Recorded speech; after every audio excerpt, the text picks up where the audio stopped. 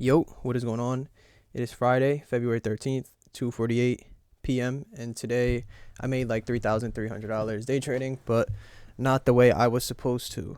I passed another funded account, of course with the CPI Fullport. Um However, I may be funded $250,000, but I feel more behind than I've ever felt at any point. And that's where I'm at currently. I'm gonna use this weekend as a mental reset and hopefully progress forward, because maybe again I missed out another opportunity today off of, I guess it could be considered fear, or it could be considered, I don't even want to consider it fear because I'm just trying to be disciplined. I'm genuinely trying my best to be disciplined. But yeah, I feel more behind than I've ever felt before, but I'm in the best place that I've ever been before. The opportunities are there and they're present, but mentally I'm losing the battle. And it's a rough spot to be in.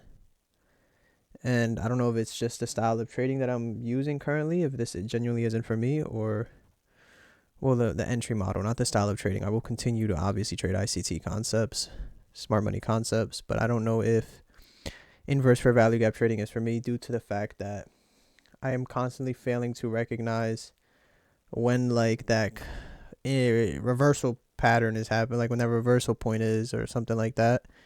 I am more so bound as to where, okay, we're at this current price, draw liquidity right there, let's target it. Let's just get there by this way, like any means possible. And yeah, I feel the most behind that I've ever been, but I'm the most ahead I ever have been. And it's a rough spot mentally for me currently at the moment, that I'm going to take this weekend and just mentally reset, get to work, and just get to work to put myself in a better position come Tuesday, because Monday is a bank holiday. So let's get into the day, where today I was bearish on the day. Why was I bearish? Yesterday pretty much, and then we just slowly chopped down.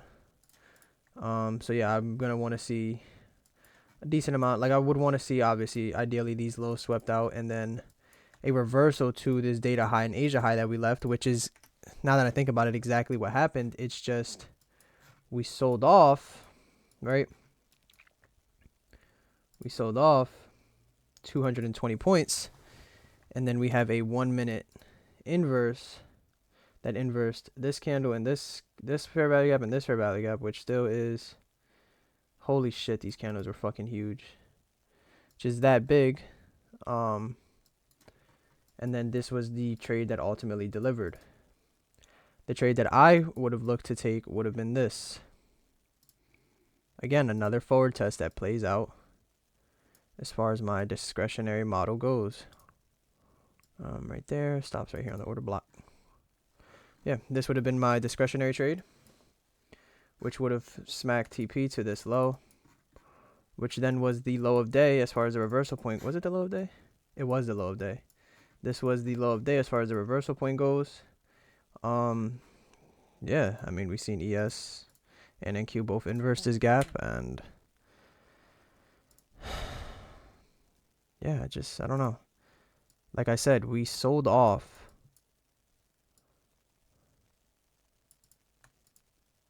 over 200 points. And then the first couple displacing the first displacing candle just isn't the inverse. The first 1 minute displacing candle is not the inverse I personally do see myself taking. Now, what could I have done? I could have taken the 2 minute with a respect out of it, like respecting the fair value gap. I could have entered the 3 minute and just targeted this 4 hour up here. I could have very easily taken this trade, break even at this high, targeting right here. Would have played out. Definitely could have, but there was, yeah, just we swept it on both assets, and that's why I'm saying it's like, is this my style of trading? Because like I continuously fail to recognize reversals like this. I personally am enjoying more so trades like this. Like, we have equal lows and sell side liquidity right here. We are respecting all of this. All of this. Had we? Yeah. And then I had another forward test up here, which got break evened. Would have been to enter right here, break even at data high or Asia high to target this 15 minute, would have gone break even. And then I had another forward test, which once we created this, let me double check. Let me go to my screenshots real quick to show you this other forward test. Just, working on this model and really trying to, so this was my other forward test that I had. It was that we still left data high on both assets. Honestly, got in a little late. Could have easily gone in again at the bottom where we create this order block. Once we, well, not really, because the order block wasn't created till we swept down here. But this was my other forward test. It was like at EQ/midnight open.